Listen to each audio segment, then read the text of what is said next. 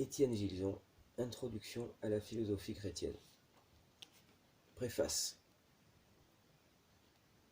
Par philosophie chrétienne, on entendra la manière de philosopher que le pape Léon XIII a décrite sous ce titre dans l'encyclique Aeterni Patris et dont il a donné pour modèle la doctrine de saint Thomas d'Aquin.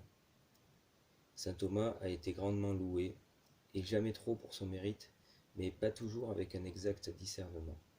Les critiques dirigées contre lui ont été vives, parfois brutales. Celles qu'inspirait un sincère amour du vrai n'ont fait aucun mal.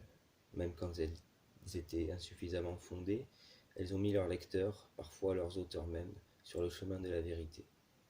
Les plus dommageables sont celles qui, passées en vérité à force d'être répétées, obscurcissent le sens de la doctrine, en dénaturent la substance, et détournent de son étude tant d'esprits dont elle pourrait devenir la nourriture, tant d'âmes auxquelles elle faciliterait peut-être les voies du salut. Entre ces critiques, il en est une qu'on oserait à peine formuler, s'agissant d'un saint et d'un docteur que l'Église a choisi comme patron de ses écoles et dont elle a recommandé la doctrine comme la règle et la norme de son propre enseignement en matière de théologie et de philosophie. On a pourtant entendu dire de la théologie scolastique en général qu'elle était nuisible à la vérité chrétienne parce qu'elle substitue la raison à la foi, la philosophie à la révélation, l'orgueil du savoir, à la charité et à la piété qui sauve. Saint Thomas a pris de ces reproches une part proportionnelle à son autorité théologique, ce qui n'est pas peu dire. Mais jamais objection ne s'est plus complètement trompée d'adresse. Chercher les origines de cette erreur serait œuvre de longue haleine, et de toute manière, les conclusions en resteraient incertaines. Notre petit livre se propose simplement de mettre en évidence la vérité contraire, savoir que la théologie de saint Thomas d'Aquin, loin d'exclure la spiritualité, en est une. Ceci devrait être évident de soi. La théologie d'un théologien digne de ce nom ne peut être autre chose que le mouvement même de son intellect et de son amour, cherchant la vérité sur Dieu dans l'enseignement de l'Écriture sainte et dans la considération de ses œuvres. Telle est la théologie de saint Thomas d'Aquin. Il est vrai que sa rigueur technique et l'extrême abstraction de ses notions fondamentales la rendent d'accès difficile à tous et pratiquement impossible à certains. Mais cette difficulté n'en altère ni l'objet ni le sens. Rien n'autorise à penser que ce sens, qui est celui d'un intellectus fidei, soit inaccessible à des esprits capables d'en comprendre les termes. Quand bien même la sécheresse et la complication des justifications techniques les rebuteraient, la lumière de vérité qui éclate d'elle-même aux esprits devrait leur être en quelque mesure perceptible dans les formules où elles s'expriment. Ce sont quelques-unes de ces formules que l'on offre ici à méditer. Leur choix est tout personnel. Il répond d'abord au désir de mettre en relief certaines notions fondamentales qui commandent la doctrine de saint Thomas et en assurent l'intelligibilité. Pour des raisons qui seront dites, saint Thomas n'a pas voulu réduire sa théologie en un système qui ne mit en œuvre que ce qu'il y avait de plus personnel dans sa propre pensée philosophique. Il en est résulté que ce qu'il y a de plus original dans sa doctrine s'y trouve comme noyé dans une masse d'éléments dont on ne peut pas dire qu'ils ne sont pas siens, mais qu'ils ne le sont pas parce qu'il les a d'abord rendus tels. On a voulu ici mettre en pleine lumière les notions fondamentales et en quelque sorte thomistes de naissance qui permettent seuls de comprendre l'usage que saint Thomas fait des autres. On les reconnaît à ce signe que sans elles, il n'y aurait pas de thomisme comme doctrine distincte et attribuable personnellement à saint Thomas d'Aquin lui-même. Les autres notions qui entrent dans la texture de l'œuvre et en accroissent la richesse ne sont thomistes qu'en vertu de celle-là. Outre ces raisons générales, le choix que nous avons fait de ces thèmes directeurs exprime une préférence spontanée pour certaines paroles et certains aspects de la pensée du docteur commun de l'Église. Celui qui les rapporte n'a jamais pu les relire sans éprouver l'impression d'être conduit par elles aussi près de Dieu qu'il est possible, à l'entendement humain, de l'approcher en méditant sur le sens de la parole. Mon seul désir est de partager cette expérience avec d'autres. Nulle part il ne sera question de démontrer, mais seulement de montrer, laissant à chacun le soin de chercher lui-même sa voie et de tenter, à sa façon, l'approche des hauts mystères, dont l'oubli serait la mort de la métaphysique comme de la théologie, et dont la méditation, dans l'humilité de l'amour, est œuvre de piété non moins que de sagesse. Parmi tant de voies vers Dieu, dont aucune n'est inutile, il est bon que celle-là aussi reste ouverte. Non une voie de science, d'érudition, ni même de lecture, mais plutôt une suite d'exercices librement accomplis par chacun, à sa manière, sur des thèmes théologiques empruntés à saint Thomas et proposés aux méditations de l'intellect. Chapitre 1. Philosopher dans la foi. Sed contra est codicitur exot ex persona Dei ego sum qui sum. Donc, à contrario, comme Dieu lui dit lui-même dans l'Exode, je suis celui qui suis.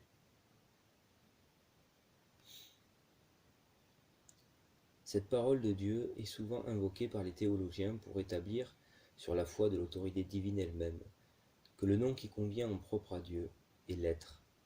Mais elle se présente ici dès la deuxième question de la somme de théologie, au 7 contra de l'article 3, Utrum Deus sit. Y a-t-il un Dieu? Ou, pour suivre le langage reçu, Dieu existe-t-il? Puisqu'elle est empruntée à l'écriture, cette parole signifie certainement que Dieu lui-même a répondu pour nous à la question de son existence en l'affirmant. Assentir à sa parole, c'est croire que Dieu est, parce que lui-même l'a dit. En ce sens, l'existence de Dieu est tenue pour vraie en vertu d'un acte de foi en la parole de Dieu. La connaissance de l'existence de Dieu acquiert de ce fait une portée universelle et une certitude invincible. En effet, même ceux qui ne comprennent pas les preuves philosophiques de l'existence de Dieu sont informés de cette vérité par la révélation divine. Philosophes ou non, tous les hommes à qui sa parole est communiquée par la prédication de l'Écriture et qui la reçoivent comme venant de lui, savent par là même que Dieu existe. Mais les philosophes eux-mêmes ont besoin de se souvenir que Dieu a révélé son existence et d'adhérer à cette vérité par la foi. Il y a des démonstrations rationnelles qui permettent de savoir avec certitude que Dieu existe, mais la certitude de la foi, qui se fonde sur l'infaillibilité de la parole de Dieu, est infiniment plus solide que celle de toute connaissance acquise par la seule raison naturelle, si évidente soit-elle. En matière de révélation, l'erreur est absolument impossible, parce que la source de la connaissance de foi est Dieu même, la vérité. De là suivent d'importantes conséquences, dont la première est qu'en invoquant au début de son œuvre la parole de Dieu affirmant lui-même qu'il existe, le théologien affirme au nom de la foi l'existence de l'objet propre de la science théologique. En ce sens, toute la théologie dépend de cette vérité première, et c'est un point qu'il importe de méditer. Certains prophètes peuvent avoir été plus grands que Moïse à certains égards, mais, absolument parlant, Moïse reste le plus grand de tous. Non surexit propheta ultra in Israël, sicut Moïses. Deutéronome 34:10. L'Écriture donne aussitôt la raison de ce jugement. Il ne s'est plus élevé en Israël de prophète pareil à Moïse, lui que Yahvé connaissait face à face. Saint Thomas ne va pas chercher ailleurs la première raison de sa propre thèse, que Moïse l'emporta sur tous les prophètes. 4 marques caractérisent la prophétie. La connaissance, tant par mode de vue intellectuel que par mode de vue imaginative, la promulgation de la vérité révélée, la confirmation de cette promulgation par des miracles. Les 2 premières de ces 4 marqueurs sont ici ce qui doit nous retenir. D'abord, Moïse l'emporte sur les autres prophètes par la vue intellectuelle qu'il eut de Dieu, puisque, comme plus tard saint Paul dans son ravissement, il a vu l'essence même de Dieu. Mais il en a même eu la vue sensible à un degré que n'atteignit jamais aucun prophète, car il en jouissait, pour ainsi dire, à son gré, non seulement en entendant ses paroles, mais même en le voyant parler, lui, Dieu, soit pendant le sommeil, soit même en état de veille. C'est dans cette vue face à face de l'essence divine que Moïse a vu que Dieu existe. C'est donc par un acte de foi en cette existence de Dieu révélée à Moïse, en vue directe, que le théologien répond d'abord à la question si Dieu existe. Rien ne remplacera jamais pour nous le consentement à cette vision intellectuelle de l'essence divine, que Moïse eut face à face et à laquelle nous-mêmes pouvons participer, obscurément, mais infailliblement, par la foi.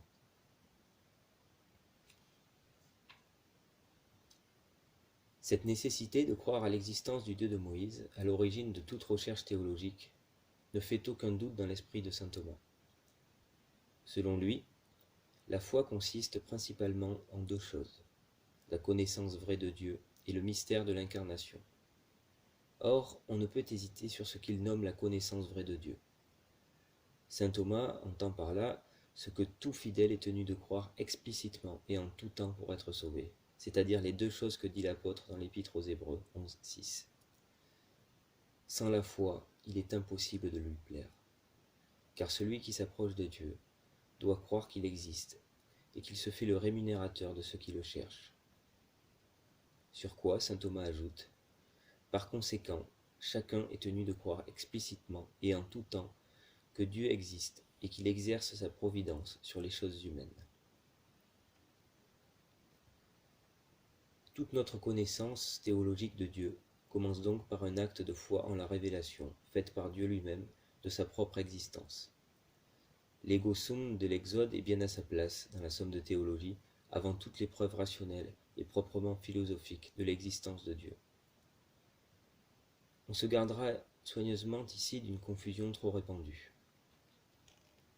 Comment, demande-t-on, le théologien pourrait-il à la fois croire que Dieu existe et démontrer rationnellement son existence ? La question semble d'autant plus justifiée que saint Thomas lui-même enseigne explicitement qu'il est impossible de croire et de savoir la même conclusion à la fois et sous le même rapport. Faudra-t-il donc cesser de croire que Dieu existe, après avoir 5 fois démontré son existence, ou bien au contraire, prétendrons-nous continuer de croire ce que nous saurions alors déjà ? Ôter la foi en l'existence de Dieu, c'est donner à la théologie un objet dont l'existence même est établie par la connaissance philosophique, mais la maintenir après démonstration, c'est nous inviter à croire ce que nous savons, ce qui est impossible. Pour dissiper cette confusion, il faut d'abord se souvenir de ce qu'est l'objet de la foi, qui est la substance, c'est-à-dire le fondement de tout l'édifice spirituel. La foi ne se termine pas à la formule de la proposition qui requiert notre assentiment. Par-delà le sens intelligible des paroles, elle atteint directement l'objet même que ces paroles signifient. Pour cela seul, aucune preuve rationnelle de la vérité de cette proposition, Dieu est, ne saurait nous dispenser de croire en l'existence de celui que nous en croyons sur parole. L'affirmation de Dieu par la foi est spécifiquement autre que son affirmation par la raison philosophique. La conclusion du philosophe est vraie d'une vérité qui est celle de sa propre raison. L'affirmation du fidèle est une participation à la connaissance de Dieu lui-même que Dieu lui-même a de sa propre existence et dont il nous informe par mode de révélation. La foi est une vertu proprement théologale qui a Dieu pour cause et pour objet. Connaissance de foi et connaissance de raison ne sont donc pas de même espèce, ni même de même genre.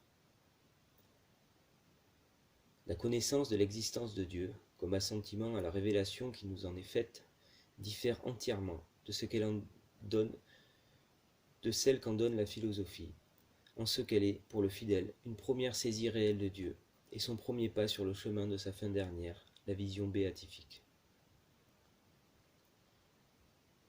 Entre le face-à-face de Moïse et celui de la vie éternelle, la foi offre aux croyants un passage obscur, mais sûr, qui ne conduit pas à la métaphysique, mais au salut.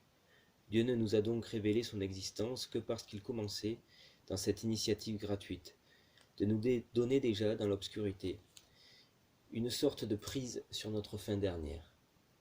Accedentem ad Deum oport et credere quia est. Aucune philosophie, aucune connaissance naturelle de Dieu ne saurait nous mettre en possession, que ce soit par une ou par 5 voies, d'une connaissance de l'existence de Dieu qui relève de l'économie du salut. La philosophie n'est pas une doctrine du salut. Cette transcendance absolue du savoir théologique et de la foi ne doit pas être perdue de vue. Principale objectum fidei est veritas primas, cuius visio beatos facit et fidei succedit. Le rapport de la foi en l'existence de Dieu à la connaissance certaine qu'en donnent les démonstrations philosophiques ne soulève donc vraiment aucun problème insoluble. Certains s'inquiètent d'entendre dire que la raison naturelle est infaillible, même dans l'usage qu'elle fait des principes. C'est simplement un fait qu'elle se trompe. Il est certain que l'existence de Dieu est rationnellement démontrable, mais les démonstrations que l'on en propose ne sont pas toutes concluantes. Supposons qu'un philosophe, par exemple saint Anselme, se tienne pour certain que Dieu existe, en vertu de cette conclusion purement rationnelle qu'on ne peut savoir le sens du mot Dieu sans être contraint d'admettre son existence non seulement dans la pensée mais aussi en réalité. Le moins qu'on puisse dire est que la preuve n'est pas certainement concluante. Si elle ne l'était pas, quelle serait la position d'un philosophe, ici doublé d'un théologien et d'un saint, qui s'estimerait dispensé de croire que Dieu existe sous prétexte qu'il le sait avec certitude, en vertu d'une démonstration rationnelle dont, en fait, la valeur est incertaine. Il ne croirait plus que Dieu existe, mais il croirait le savoir, et puisqu'il ne le croirait ni ne le saurait, cet homme serait dans l'ignorance complète de l'existence de Dieu. Cette vérité n'est plus alors reconnue que de la manière confuse décrite par saint Thomas, ou par une croyance qui se prend pour une connaissance. Partim ex consuetudine. La certitude, dont il est ici question, n'appartient pas au jugement de ce genre, et c'est pourquoi la seule infaillible et souverainement fidèle reste celle de l'acte de foi. Elle est toujours présente et ne trompe jamais. Il faut donc s'exercer à distinguer deux problèmes sans cesse confondus dans la discussion. L'existence de Dieu est-elle une vérité démontrable par la raison naturelle, de sorte qu'elle soit connaissable et connue avec certitude? La réponse à ce premier problème est oui, sans aucun doute. Le deuxième problème est de savoir si chaque homme peut tenir sa raison naturelle pour infaillible dans son effort pour démontrer rationnellement que Dieu existe. Les critiques sans indulgence dirigées contre les preuves de saint Augustin, de saint Anselme, de Descartes, de Malebranche et de bien d'autres nous rappellent opportunément à la modestie. Sommes-nous des philosophes plus perspicaces que de tels hommes? C'est toute la question. Modestie n'est pas scepticisme. Permettons donc sans crainte à notre entendement de poursuivre la preuve de l'existence de Dieu, jusqu'à la certitude la plus exacte, mais préservons intacte notre foi en la parole qui révèle cette vérité au plus simple comme au plus savant.